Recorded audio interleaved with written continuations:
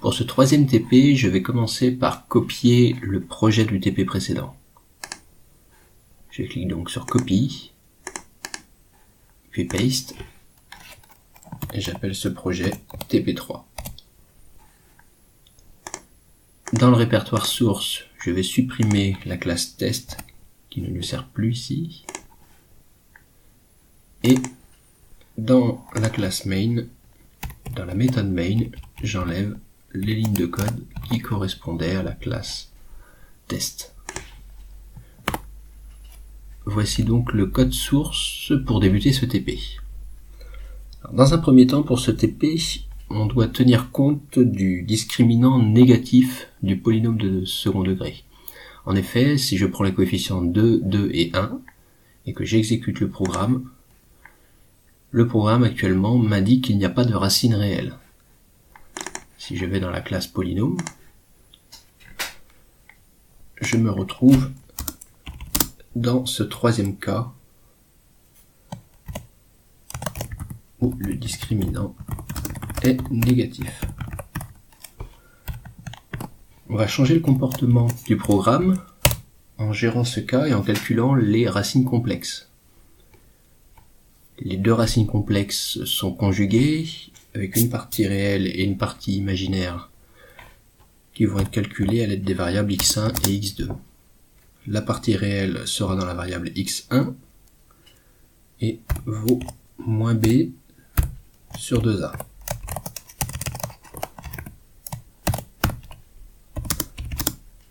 Il s'agit ici de la partie réelle. Pour la partie imaginaire, il faut faire la racine carrée du discriminant. Ce discriminant était négatif, la valeur absolue est obtenue en mettant un signe moins devant, que je divise aussi par 2a.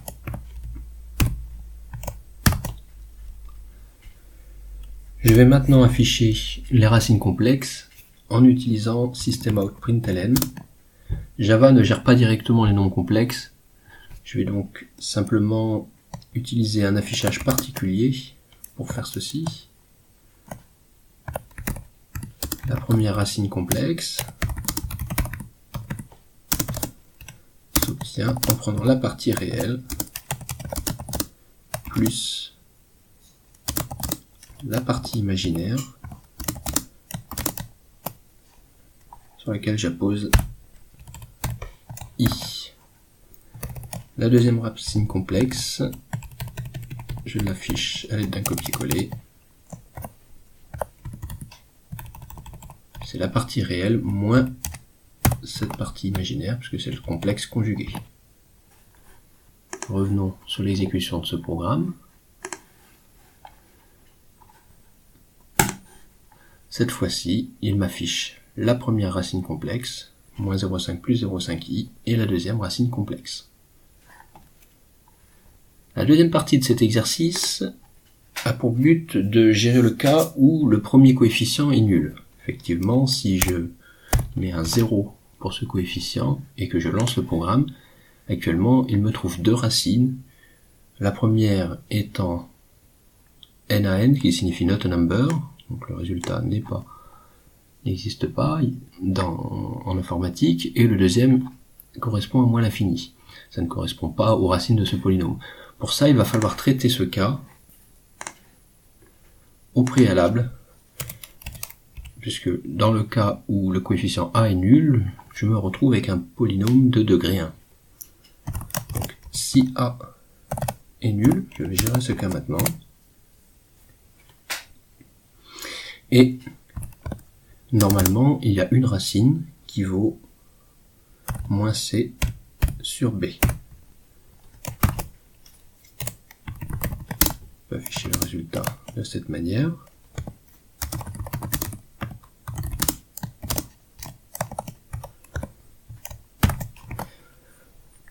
Là encore, il y a un cas particulier. Si le coefficient b est nul, cette solution n'est pas valide. Cette solution n'est donc valable que si b est différent de 0. Dans le cas où b est égal à 0, il va y avoir deux cas à gérer. Puisque si ce coefficient b est nul, je me retrouve avec un polynôme constant qui vaut c. Et donc,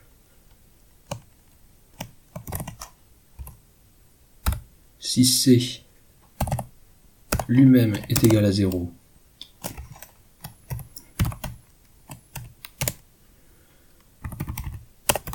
il s'agit d'un polynôme nul. Il n'y a donc pas de racine. Et si c est différent de 0, c'est un cas particulier où il n'y a pas de solution. Il n'y a pas de racine.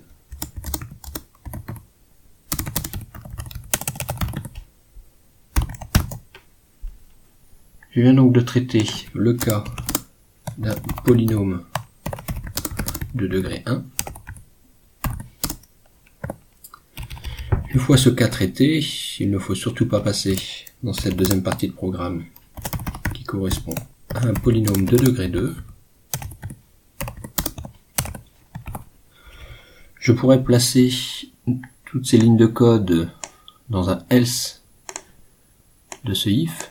Je vais utiliser ici une autre technique qui consiste à terminer l'exécution de cette méthode afficher racine en écrivant l'instruction return.